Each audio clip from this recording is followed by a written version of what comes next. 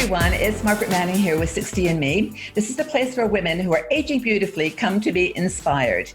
And one of the things we think a lot about as we get older is staying healthy and well. And I've got two people today who are going to help us unravel some questions about how retiring abroad can actually help you to live a healthier and happier life.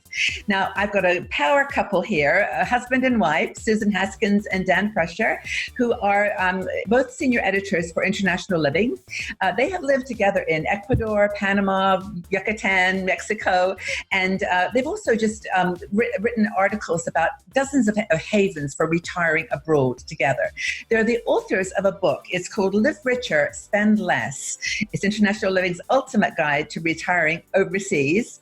And I'm really happy to have them here with us. Now, Dan is actually also the MC at International Living events that are held around the world, where you can get an introduction to places you might want to retire. And I'm so happy to have both of you here. Thank you, Susan and Dan. Pleasure to be here. Thank you. It's great to have a couple that, you guys have been through a lot together. Obviously, you've lived in all these amazing places. So like a lot of the writers for International Living, you're like, there, you've been there. So this is, my questions hopefully will be relative to your experience. Sure.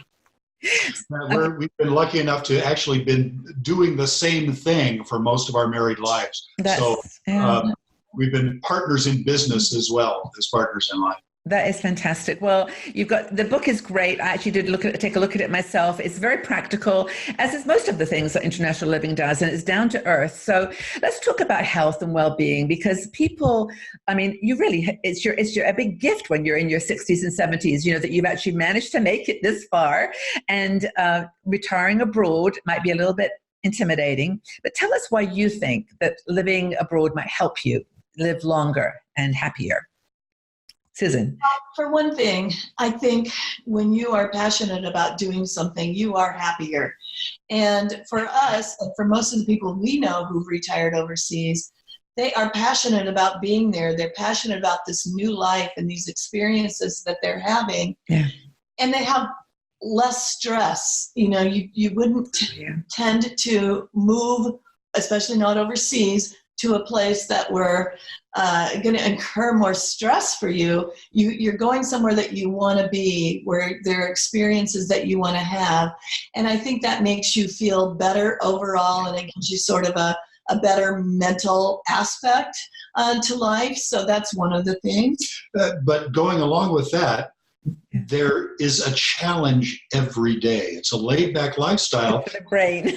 But it's great for the brain. Yeah. You're in a different culture. You have to figure out different words for things. And if you look at that as opportunity for engagement rather than problems and obstacles to be overcome, it's huge for your attitude. It's incredible for your attitude. Right. I think attitude is everything when you're doing something like this. So if you're a person who has a good attitude and likes, the unknowns in life and adventure and travel and new experiences and new people, you will thrive. It's huge. I just love how you both have come at this. I didn't expect that to be where you would start. And I love it, though, because it's so true that stress is just a great cause of illness, and especially as you get older. And then, of course, Dan, you're right about the newness of the whole thing, making it great for your brain and your vitality. What about just things like just health in general? I mean, healthcare, we talked about in another video, but just, is it healthier? Is the air better? Is it, is it just a healthier environment? Would you say, Dan? I don't know. One thing we always say is that when you retire overseas, typically you are moving to a place with a better climate, especially if you're coming from northern parts of the U.S. or Canada or even northern parts of Europe. You're probably going to move somewhere where the sun shines more often, and maybe it's a year-round temperate climate, so you can be outside every day, you can be more active. Most of the expats we know live in communities where they don't need a car, so they walk more often about their daily activities. They go to the market. You're buying healthier, typically organic food that comes right from the farmer's field that very day, or straight from the fisherman's boat. And so you're eating healthier, you're more active. Most people say that they lose weight, they get their blood pressure under control, just because these little things, these little lifestyle changes really contribute to a healthier you. You mentioned expats, and I wanted to ask you about that because one of the big problems when, as you get older, is social isolation. You know, you live by yourself in a suburban house, and maybe too big for you, and you know you're just isolated. But it sounds like when you said expat, there's an immediate gravitation to a community. Yeah. They're everywhere. We are everywhere. It's hard now to move to a place that North Americans have not discovered for one reason or another. Right. And that's a built-in community. As soon as you're there with at least a few other like-minded people who are probably looking for the same things you are in the same way that you're looking for them. So you kind of inherit a community almost every place you go that expats are likely to settle. It's built in. We like to say you'll have more social engagements than you ever had before. Because you're right. Yeah. Typically, we've lived and worked all of our lives and we haven't socialized. We don't even, sometimes in the US, for example, know who our neighbors are. But when you move to a community overseas, you will see people on the streets every day, strike up friendships. And I will have to say the locals, too, have been overwhelmingly warm and welcoming in the places that we've lived. They sort of see the expats coming into their communities as a little bit exotic. They want to know about you, where you're from, why you chose their community. So you'll have lots of invitations from the locals as well. So it's a very rich life. Yeah. It sounds really interesting. I have one of our bloggers is that she lives in Koh Lanta in Thailand, and she was from Canada. She went to Koh Lanta, and she's now just opened up. She has a passion for cats, so she's decided to open a cat rescue place. And you know, it's just like you go to these places and can do your passion. You can do what you love. Have you found that to be the case? Yeah. People become eccentric. They become their true selves somehow. You find a niche. You find a niche. You reinvent yourself. Yeah. If you always wanted to open that B&B, you can give it a try. Yeah. If you wanted to write the book, if you wanted to build up your stock, become an artist. Stock photos, become an artist. That's what you do it for. And it can be far more affordable to open a business overseas than it is in more developed countries because the rents are less. There's usually far less bureaucracy. If there are any permits that need to be had or licensing, those are usually far less too. So it's not a risk to start a new business. We have a friend who started a bakery. Baking had always been her passion. Yeah. And so she wanted to start a bakery. And it soon became both an expat and local hub because people were finding these baked goods that they'd never been able to look for from the local standpoint or that people from expats missed from home. So there are whatever your passion is, this is a good opportunity to see if you can do it. Yeah, that's good for your health. Being happy is good for your health, and trying, like you said, with your brain, just trying new things, learning a new language, learning how to walk, just even from A to B in a new place. You know, it just stretches you. Travel in general, but that's true. What would you say, Dan, are some of the qualities of someone who would do well in an environment, an overseas environment? You really have to have an interest in the place that you've chosen. There is such a thing as an economic refugee, somebody who just moves for their pocketbook.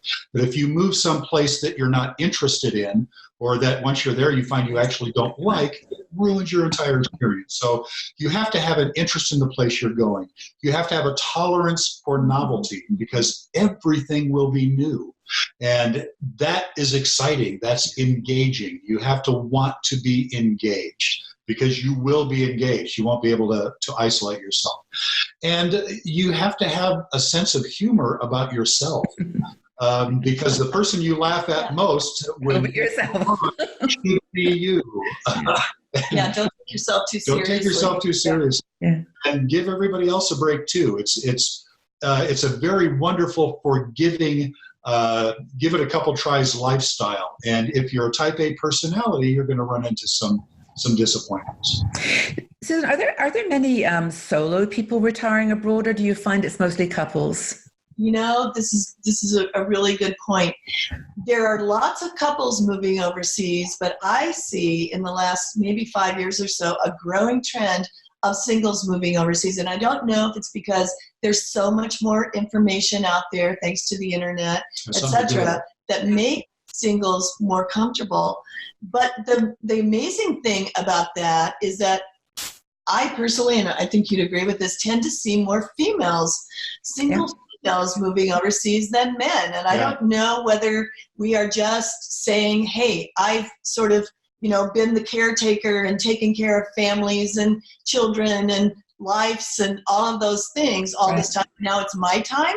But we're seeing a lot of single women moving overseas, men too. But I really see women finding this to be a great time in their life to go out and explore and find, this new life. And it's a fun thing to see. It really is. Now, where in your book is there? I didn't get as far as the section about health and well-being. I'm assuming that you cover that in the book. We do. Yeah. Mm-hmm. And it's become a part of our conferences as well. We recognized several years ago that more singles were showing up at conferences and more single females were showing up at conferences. And we've added that into the itinerary of our conferences as well. Well, 60andMe is a community of women over 60. We have women from 50 to 80 in our community. But this is why I'm so excited to talk to you and have these conversations, because they're going for it. And part of it is that they've been caregivers, or their husband has passed away, or there's a lot of things that happen in your 60s that can change dramatically the way that you thought you were going to be living. And you may have another 20 or 30 years of active life left. Retirement is not what it used to be. Exactly. So for a single woman, the sky's the limit now. And I like International Living actually does do some really practical. I mean, women are practical. Well, I shouldn't generalize, but women are very practical. They want to know the facts, the really specific things. And also that you don't have to go to Central America. You can go to Europe. There's several of my friends are going to Portugal. I went to Porto this year and I loved it. Personally, I wouldn't live there, but there are people like just queuing up to go to Portugal now, and France, like you mentioned. Italy. But now you know that you don't want to be there. So if you can cross a place off with confidence, that's just as valuable as falling in love with Yes, it is. But I'm really happy that we had this conversation about health and well-being, though, and I'm glad you started it with the idea of the brain staying healthy, curiosity, keeping that energy, and the human element. Yeah. So tell me, what some advice you might give to someone who's sitting there right now, Susan, thinking, I've got high blood pressure, I'm overweight, I'm not happy where I am. My husband has either left me or I'm alone. What encouragement would you give her? I would say, if this idea of living overseas sounds intriguing to you, reinventing yourself, finding a new life, finding the passion, then start the research. Read our book. Go to the internationalliving.com website. There are a lot there. There are years and years and years of archives and information there that will help motivate you. If you're on Facebook, there are Facebook forums now for just about every expat community in the world, and you can get on there and actually have conversations with people who live in these places and ask your questions. Have friends there before you ever get on a plane to go visit. Right. So you won't feel all alone once you walk off that plane. The internet has changed just about everything and made life so much easier and so much more comfortable. So there's no reason not to move forward if you think this is something you might like to do.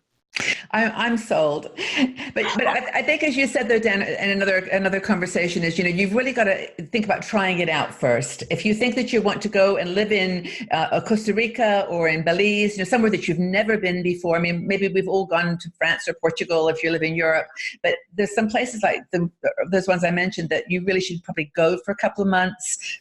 Right, and you may have vacation there and had a lovely 2-week vacation, or 1-week vacation. Living there is an entirely different thing. But as Susan says, the internet has changed everything. So now it's possible to actually build a network of local friends before you ever step off the plane. Mm-hmm. There are lots of people who will be happy to help you along and share their experiences. And you can find them in real time online now before you ever buy your plane ticket. So it's incredible. It is amazing. Well, look, that combination of that kind of online resource and your book and the International Living's work, I mean, they're dedicated to this topic. This is all they've done for 40 years, right? So it's, it's deep information. But if you've got questions for Susan and Dan, go out to internationalliving.com, because they can be reached there, or in the comment section below. Please engage in this conversation. If you've got any questions, we're here to help you. And thank you, Dan, so much, and Susan, for being here with me. And we're going to have a couple of more conversations on topics that you won't want to miss. So thank you so much for your time. If you enjoyed this video, please consider supporting me on Patreon. Our Patreon supporters help us to make a bigger difference in the lives of women over 60 all around the world. They get exclusive videos, live video shows, discounts, and much more. So please look for the link on this page. It is somewhere down here, up there. And join our tribe of women in our 60andMe community who are actually making a big difference in the world, challenging aging stereotypes. So thank you so much for your support.